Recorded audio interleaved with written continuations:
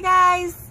Hey guys, here is, I believe, week 3 of the Married for Life YouTube. Week number 3. Week number 3. Last week we talked about 5 things that cause stress in a marriage, and we told you last week that this week we're going to go a little bit deeper on that. And this is the last week we'll spend on stress, and then we're going to get into some fun stuff next week. So we're talking today about what are the 5 top if I can speak, the 5 top stressors for males and then females. Because I think if we can, as husbands, understand what stresses out our wife and vice versa, maybe this could help with communication, could help release some of that stress once we know, and maybe we can find out even some hints that our spouses can tell us, hey, it's a stressful week, blah, blah, blah, blah, so that we are not chomping at each other's throats. Because, you know, hey, one of the things that we're talking, ladies, with your husbands on the book we're reading is that, hey, remember, this is not a fight against each other. We're not here to fight against each other. This is a fight against one common enemy that we both have, who is trying to tear our marriages apart, trying to tear us apart, and then in turn tear our kids and our families apart. So remember, it's not a fight against each other. So let's look at the 5 stressors. April, lead us off. Married women, top 5 stressors. Number 1, your spouse. I don't know about you, but what I've realized is that every time that I think that I completely understand Edgar, he changes. You know, when they start a new job, their stressors and their the things that are going on in their life, they change. If they go back to school, they change because they have learned and they're hanging around different people. If they begin to get promotions, they have different people that they're hanging around with, or if they change careers. So some of their beliefs, thought processes will change through the years. So every time you think that you have a PhD in your husband, he will change again. So make sure that you're just learning more about him and not letting the things that drive you batty about him. Like, I know when we first got married, there was things that I loved about my husband. And now at times, those are the things that drive me the craziest about him. So just remember that those things are good things. And remember, he's not your enemy. And whatever the issue is, it will pass. For guys, top number 1, it's the same thing. It's your spouse. Maybe sometimes your wife can be, and ladies, sometimes you're nagging your husband too much. One of the things I would remember is, remember, you're not your husband's Holy Spirit. You're not there to nag him. You're not there to push him. If your husband is lacking in that area, perhaps a spiritual leader, you know what? Your job is not to change him. Your job is to pray for him. Stop nagging him. Stop being that drippy faucet. If he's not taking out the trash or doing certain things, hey, he's not a kid. So, hey, maybe find out what's going on. Maybe going deeper and asking, hey, what's going on? You know, this is something that you do all the time. You take out the trash or you do certain things and you haven't been doing it lately. What's going on? Is there an extra way I can help you? So your spouse, it's the same thing for both male and female. The other one for males is your job. Your job can be very stressful at times. There are seasons in your jobs where maybe the inventory season or holiday season, or your boss is being a jerk, or it's being more demanding. Communicate with your wife, guys. Let them know what's going on, because if you're stressed at work, she needs to know, because maybe perhaps she can help lighten the load a little bit at home. Feeling emotionally upset. I know that there are times that I am just drained. And I know that I'm a little bit more emotional during those times. If I have not gotten enough rest, or I'm hungry, if I've not been eating like the way I'm supposed to, I can become really more emotional than normal. Also, when it's that time of the month, you can't blame emotions all on that, guys. And if you do, then you're going to get in trouble. So there are times, but fair warn him when it is that time. So, and then just emotional things. I know that we're much more sensitive than guys are. So that's one of the reasons why it's number 2 for us. For guys, number 3 is inadequate job. You know what? If you don't feel like your job you're being fulfilled. But you know what? One of the things I would say is your job shouldn't fulfill you. Your job is there to provide income, so you can provide for your family. But sometimes you don't feel like you have purpose, then maybe it's probably time to start thinking of a career change. One of the things that I used to say is, when I worked in the real world, in retail, I used to say, if there's ever a day in my career or in that work period of time where I get up and all I can think of is you know what, I want to call out sick today. Then you know what, that's when I knew that my time there was done. That's when I knew that it was time for me to move on. And I literally I would begin to look. If I hated going to work, I would start looking somewhere else. I'd start praying about God to move me or to change my heart, either one of the two. But hey, maybe you're there. Maybe it's time for you to start praying, maybe possibly a career change. Maybe it's time for you to pray and ask God to give you Philippians 2:14, do everything without grumbling or complaining, and do it unto Him. So maybe that'll help you. But, job can be very stressful. And, if you don't have that money that, you don't feel like you're the breadwinner, God created us to be breadwinners. He created us to be the ones who bring home the bacon. And when you're not, you feel a little inadequate. And I get it. I was there. I remember when I got laid off, I felt like my manhood got stripped away when April became the sole, earner of our family. It was hard, but I had to swallow my pride. And then, just swallow my pride and have God help me through that.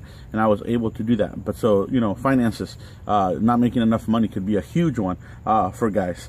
The other one is, feeling emotionally upset, whether it be work, whether it be, maybe extended family is getting you extra stressed and extra upset, kids, and so in turn, sometimes what happens is we take it out on our wives, and it's not fair to them, to do that.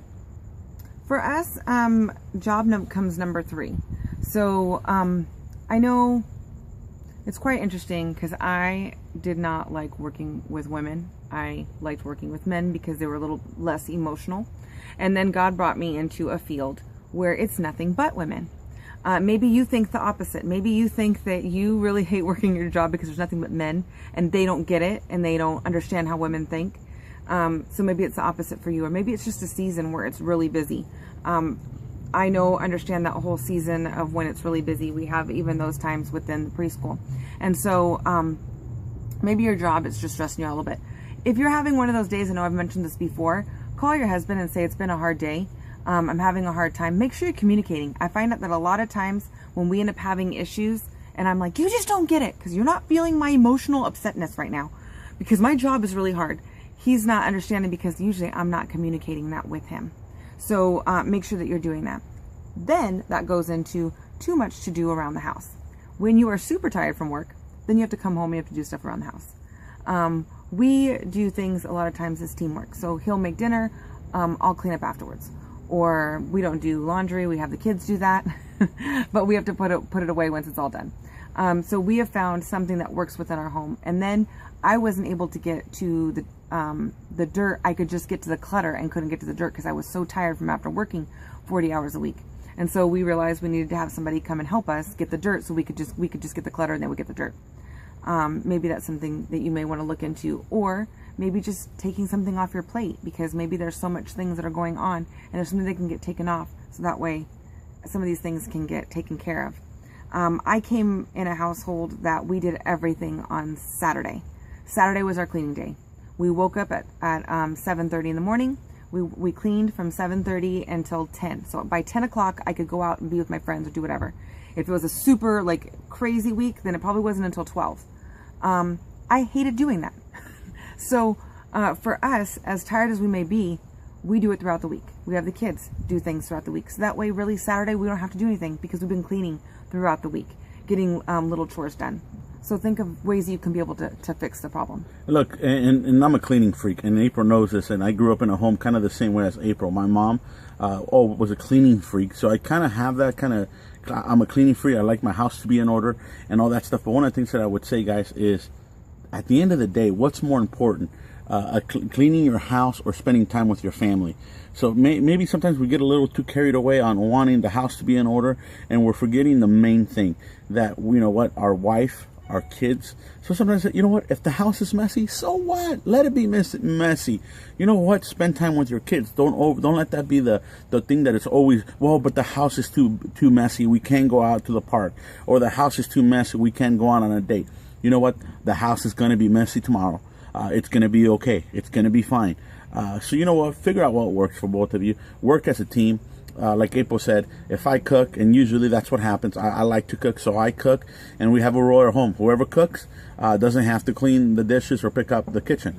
So we have that rule at our home, and it works great for us. And like April said, we do teamwork. Hey, the other thing that is a huge stressor, and a lot of it has to revolve for us as guys, is around our work. It's job security. Maybe you're, you don't know if your job's going to be there for another 6 months or till the end of the year. Maybe there's some things going on with your job, so that causes a lot of stress. But one of the things that I would recommend for you guys to do when stress is revolved around work, talk to your wife. Please communicate with her. Let her know what's going on in your work. Don't hold it in. Because you know what? I've been in the counseling room where a guy is not telling his wife what's going on at work, and she is clueless. Mm-hmm. And when she says, man, I wish I would have known. I could have been praying for you, or I could have helped extra. I wouldn't have been nagging you as much.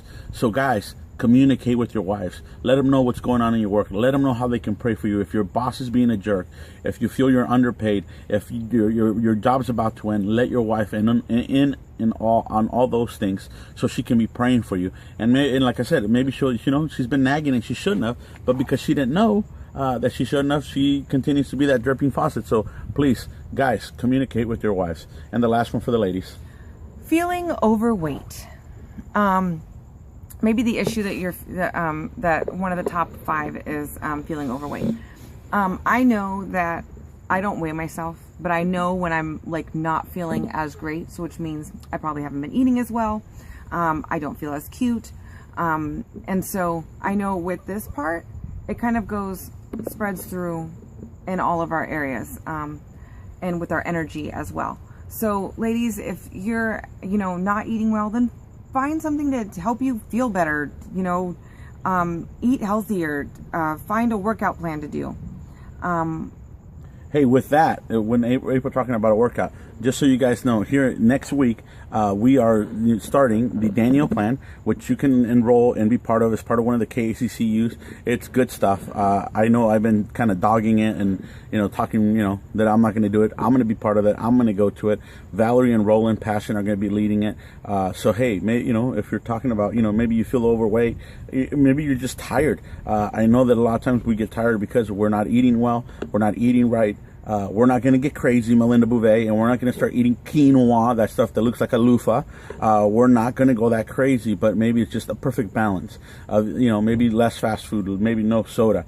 I'm not saying cut it completely out. I mean, up to you, whatever you want to do, but we're not going to get crazy with it, because I think there's also a balance in that as well. So let me go over the 5 things for guys real quick in case you missed them. Number 1 is your spouse. Number 2, your job. Number 3, inadequate income. Number 4, feeling emotionally upset. Yes, and then last one is job security. And for the wives, your spouse, feeling emotionally upset, your job, too much to do around the home, and the last one is feeling overweight. Hey guys, make sure that you, along with that last one, if that's the case or your wife is expressing something about that, I am not the same wife that Edgar married. I weighed under 100 pounds. So for a long time, it was a super hard thing for me because I'm not the same woman that he married. Your wife is not the same woman that you married, because our bodies changes and they continue to change. So make sure that you're telling her how beautiful she is, that it doesn't matter how much she weighs, that you still love her just the way she is. We need to hear that, and that might help her not feel so insecure if she knows that you're not going anywhere because of her weight. All right, guys. Hey, we will see you guys next week. Have a safe 4th of July. Don't burn your hands off. Hey, and remember, hey, next week we start all the parenting classes. If you haven't signed up already, you can go to our website, kcc.com, and sign up online for those classes. They're going to be awesome. There's good stuff for every age of your kids, from infants all the way up to high school. The high school one, if you have kids in high school or junior high, it is probably one of the best studies that I've ever seen. It's going to be awesome. Steve and Brenda Hamagiwa, James and Trista Matthews are going to be leading that. The Confident Parent is going to be awesome, led by David and Charlene Linsangen and the Passions. And then the Spiritual Parenting, led by Rachel and Jeremy Shohorn and Ryan and Christy Romero. Awesome stuff, guys. You don't want to miss out on those parenting classes. I know maybe you're on vacation, maybe you're going to miss a week. Hey, don't let that be the excuse. Go to those classes, even if you miss a week. It's okay. And hey, Financial Peace is also kicked off and on its way. I know some of you are already there. Hey, if finances are an issue or causing stress in your marriage, maybe you ought to consider taking that class. It's only a weekend, so next week. It's on Monday nights. Again, hey, make the most of your summer, and remember to make some memories with your family this summer. Don't go in debt on your vacation, but hey, there's a ton of stuff that you can do for free. If you have questions or you need some ideas, reach out to April. She's always the genius of finding stuff that's free. She'd love to share some of that info on what you can do for free with your kids so that you build some lasting memories this summer. All right, guys, we will see you next week. Bye.